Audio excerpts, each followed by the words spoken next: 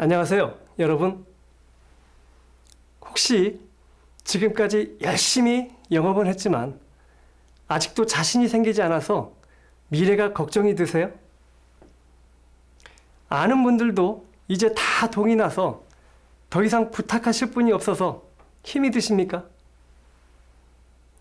아침에 눈을 뜨면 회사 가기가 정말이지 싫으시나요? 지금부터 이런 여러분들의 고민을 덜어드릴 영업 스킬에 대해서, 즉 고객과 자연스럽게 상담을 해서 여러분의 얘기에 고객이 동의하도록 만들어내는 대면 영업 기법을 설명드릴 최광필입니다. 영업 현장에서 만나는 고객들은 우리 서비스와 경쟁사 서비스에 대해서 크게 차별감을 느끼지 않은 경우가 많습니다. 고객들에게 우리 인터넷 가입을 권유하면 대개는 솔직히 인터넷 거 다 똑같은 거 아니에요? 특별히 이 회사가 좋고 이 회사는 안 좋고 그런 거 잘 모르겠는데요. 그러니까 조금이라도 더 저렴하고 선물 주는 회사가 좋잖아요. 특별히 불편하다거나 이렇게 해주었으면 하는 거 잘 생각나지 않는데요? 라고들 합니다. 이런 상황을 어떻게 돌파해 나가느냐? 이게 큰 문제인 거죠. 고객이 서비스의 차별을 느끼지 못하니까 이제 할 수 없이 요금을 할인해 주겠다든지 선장품을 더 드리겠다든지 이런 거밖에 마땅히 할 말이 없죠. 그래서 내 얼굴 좀 봐서 한번 사용해 달라고 얘기할 만한 사람만 찾게 되는데, 이제 알고 지내는 그런 지인에게도 이미 다 부탁을 해본지라 더 이상 누구에게 부탁할 사람도 없게 되죠. 그래서 이제 결국 영업은 힘들다 라고 푸념하곤 하는 것이 일반적인 것 같습니다.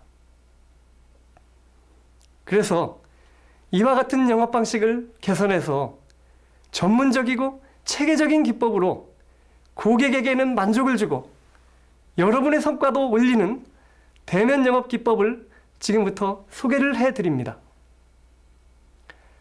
학습을 효과적으로 하기 위해서요, 잠시 정지 버튼을 누르시고 이 화면 아래에 있는 실습양식 다운로드 버튼을 누르셔서 실습용지 3장을 인수해 주시고요. 여러분께 우승을 해드렸던 쿡앤쇼 설계 가이드북, 그것을 준비해 주시기 바랍니다. 준비가 되셨으면 시작하도록 하겠습니다. 진행은 사전 준비 사항과 고객 상담 부분으로 크게 나누어지고요. 사전 준비 사항은 고객의 잠재니즈 발굴과 해결을 위한 7단계 사고 방법, 그리고 6가지 심리 법칙, 그렇게 준비를 하였습니다. 여기에 대한 이해가 얼마나 잘 되었는지에 따라서 일반 영업요원에 머무느냐, 아니면 고객의 문제를 알아내고 그 해결 방법을 제시해서 고객의 동의를 이끌어낼 수 있는 명실상부한 컨설턴트가 되느냐, 이 하는 중요한 부분입니다. 이 사전 준비 사항이 제대로 준비가 된다면 이제 여러분들은 고객의 문제점을 고객에게 빨리 알려드리고 싶은, 그래서 해결책을 제시하고 싶은 열정에 사로잡히게 되어 자연스럽게 이 직장 생활에도 활력을 일으키게 될 거예요. 고객 상담을 하는 부분은 고객과 대면에서 이야기를 하는 단계입니다. 인사, 화제 언급, 니즈 터치, 설득, 마무리, 이런 5개의 단계로 구성이 되죠. 마치 우리가 처음 어떤 운동을 배울 때요, 3단계라든지 5단계라든지 하는 그런 기본 동작을 구령에 맞추어서 몸에 익숙해질 때까지 계속 반복하는 것이 중요한 것과 같은 그런 이치라고 하겠습니다.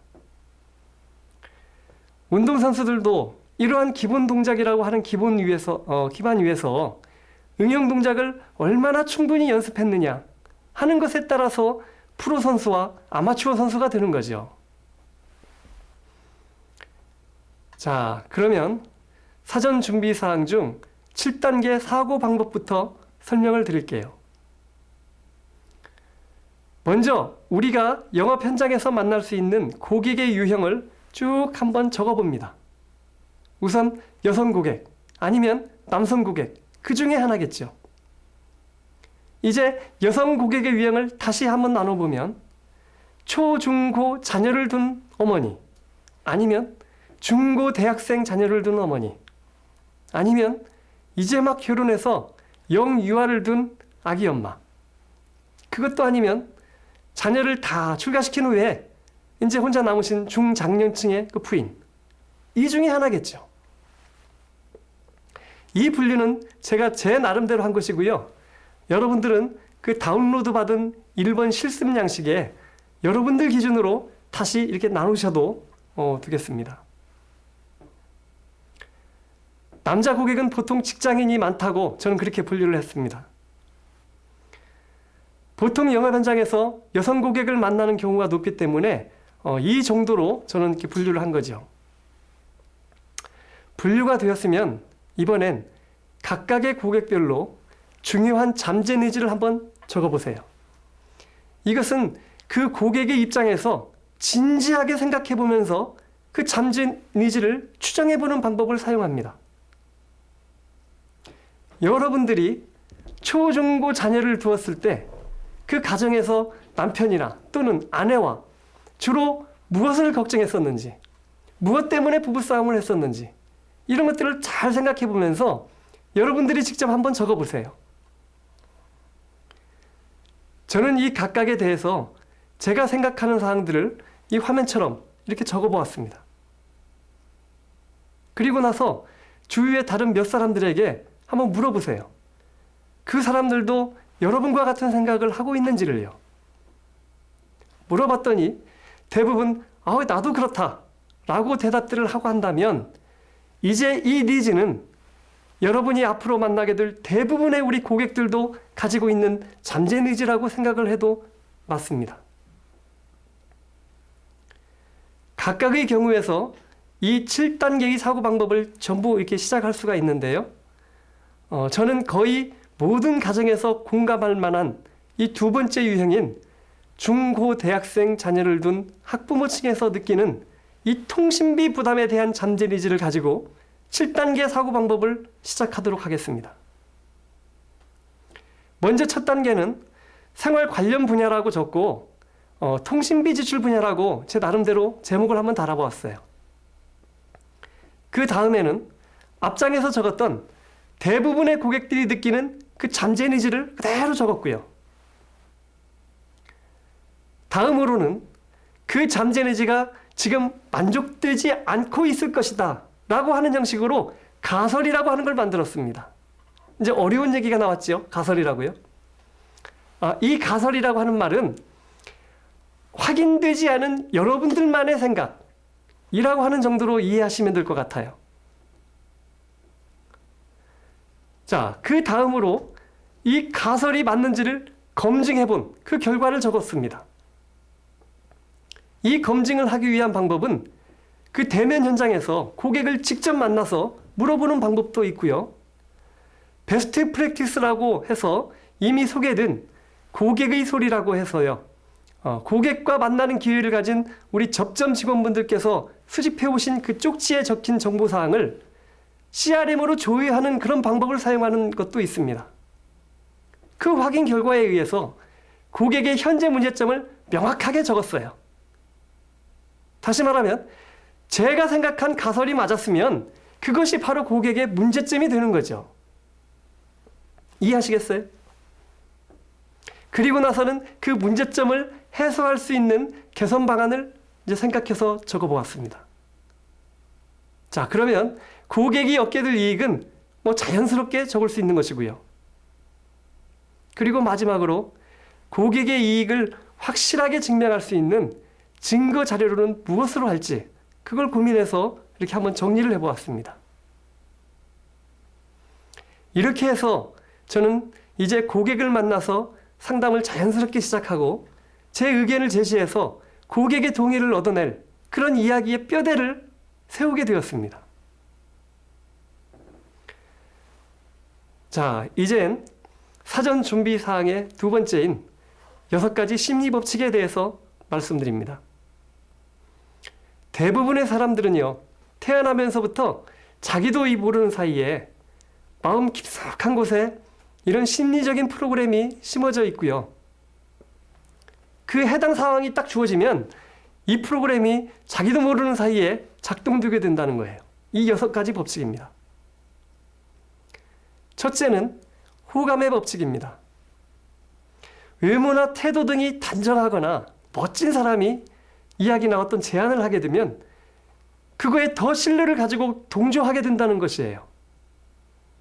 대부분의 사람들은 이와 같이 멋진 사람이 다가와서 어떤 이야기를 하게 되면 그 내면의 심리적인 프로그램이 자기도 모르는 사이에 작동이 돼서 그 사람이 하는 이야기에 집중하게 되고 동조를 하게 된다는 것입니다. 실제 우리 생활에서 이 법칙이 응용되었던 것은요, 미니스커트를 입은 보험회사의 매력적인 그런 미인 설계사가 우리 회사를 방문해서 상냥하게 웃으면서 면담을 신청했던 그런 사례를 들 수 있어요. 다들 한 번씩 경험해 보셨죠? 그때 어떠시던가요? 매정하게 면담을 거절할 수 있으셨나요? 아마도 그분이 요구하는 시간을 다 내어주셨던 그런 경험이 있으실 겁니다.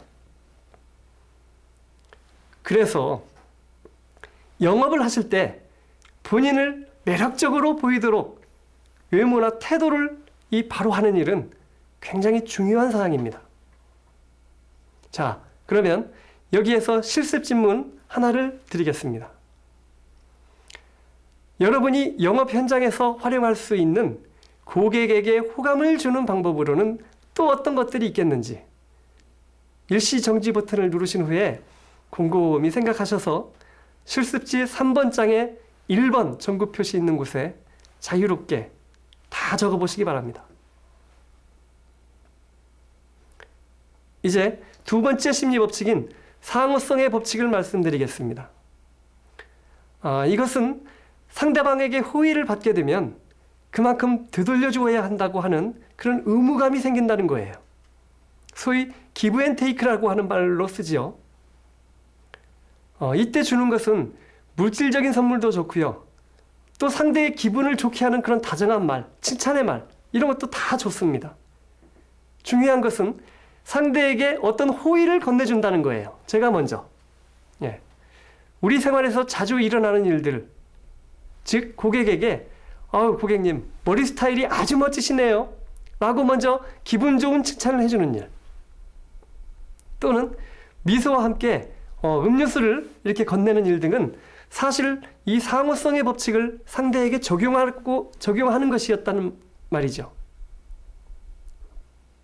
일단 이런 호의를 받게 되면 고객은 이제 나도 무언가를 되돌려 주어야 한다는 그런 의무감에 사로잡히게 되는 거예요. 그래서 상대방이 요구하는 것을 못 들어줄 상황이라면 대신에 어떤 관련된 정보라도 내가 제공을 해줘야 그 의무감에서 마음의 평화를 찾을 수 있게 되는 거죠. 자, 여기서 질문을 하나 또 드리겠습니다. 나는 영업 현장에서 어떤 것을 고객에게 호의로 제공해 드릴 수가 있겠는지 여러분들의 생각을 실습지 2번 점구 표시 있는 곳에 모두 써보시기 바랍니다. 다음은 세 번째, 일관성의 법칙입니다. 한번 자기가 이 말이나 글로 의사표현을 하게 되면 그 내용에 자기의 행동이 구속되게 된다는 것입니다. 어렸을 때 선생님께 반성문을 써서 제출한다든지, 어떤 진술을 할 때 선서를 하게 한다든지 하는 것들은 이 법칙을 적용하기 위한 것이라고 할 수 있습니다. 여러분들이 실제로 한번 해보십시오. 귀찮아서 마음에도 없는 말이나 글을 썼더라도 그 한 번 한 말이나 글과 다른 행동을 만약에 여러분들이 하게 되면 양심의 가책을 느끼게 될 것이에요. 영업 현장에서 이 법칙은 상담 결과 고객을 설득하지 못했을 때 다음에 만남 기회를 만들어내기 위해서 고객의 입으로 다음에 다시 방문해 주세요 라고 하는 언지를 하도록 만드는 것이 대표적인 예입니다.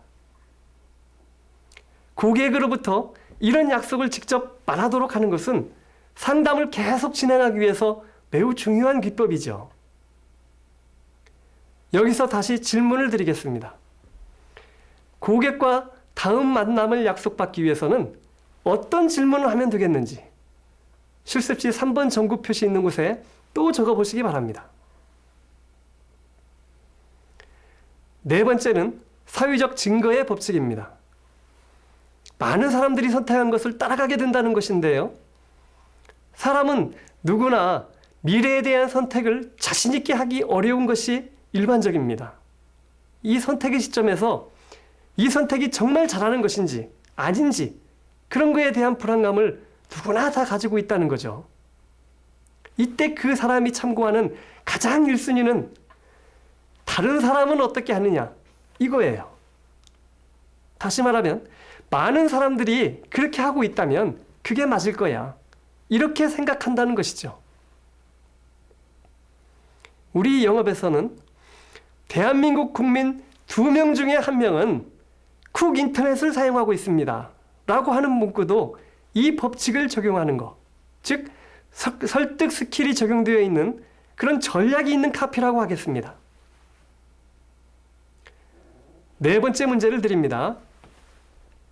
영업 현장에서 활용할 수 있는 사회적 증거의 법칙이 이 적용되는 자료로는 또 어떤 것들이 더 있겠는지 자, 일시정지 버튼을 누르시고 곰곰이 한번 적어보시기 바랍니다. 다섯 번째는 권위의 법칙이라고 하는 것입니다. 권위는 권위 있는 사람이나 기관 또는 매체가 이야기하는 내용에 비판 없이 수용하는 태도를 보인다는 것이에요. TV 방송에 유명한 사람이 나와서 어떤 문제에 대해서 논평을 하는 경우 또는 저명한 일간지에 보도된 내용 또는 정부에서 발표한 어떤 자료 등 그런 거에 사람들은 대부분 비판 없이 수긍을 하게 된다는 거죠. 영업에서 활용할 수 있는 사례로는요. 포스코와 현대자동차 그룹에서도 이 서비스를 도입했습니다. 라고 하는 멘트들입니다. 그렇게 훌륭하고 신뢰가 있는 기업에서 선택한 것이라면 좋은 것일 거야. 라고 생각하면서 별도로 꼼꼼하게 따지려 하지 않고 쉽사리 받아들인다는 거죠. 이제 다섯 번째 질문을 드립니다. 자, 내 제안을 잘 믿지 않으려고 하는 어제 그 고객을 설득하기 위해서 이 권위 있는 어떤 자료를 제시하면 좋을지 또 다시 한번 적어보시기 바랍니다. 이제 마지막 심리 법칙인 희소성의 법칙입니다. 선택할 수 있는 기회가 얼마 남지 않았다는 그런 상황에서 마음이 조급해진다는 것인데요. 백화점 등에서 내일이면 올해 마지막 할인 행사가 끝이 납니다. 라고 광고하는 것. 또는 TV 홈쇼핑의 사유자가 지금 주문이 폭주해서 준비한 물량이 100개밖에 남지 않았다라고 외치는 것들. 이런 것들입니다. 다 그런 말 들어보셨죠? 여러분은 그때 어떤 느낌이 드시던가요? 자칫 머물거리다가는 좋은 물건을 살 수 있는 기회를 놓칠 것 같지 않던가요? 그래서 전화기를 들고 이 주문을 하셨던 그런 기억이 있으시지요? 바로 희소성의 심리 법칙을 여러분께 적용하였던 것입니다. 이제 마지막 질문을 드립니다. 영업 현장에서 가입을 망설이는 그 고객의 결정을 돕기 위해서 희소성의 법칙을 적용한 어떤 사실을 알려주면 좋을지 적어보시기 바랍니다. 자, 여기까지 고객 상담에 들어가기 전에 해야 할 준비 과정을 다 마치고 본격적인 고객 상담 기법은 다음 차시에서 설명드리도록 하겠습니다. 자, 좀 쉬고 다시 만나시죠.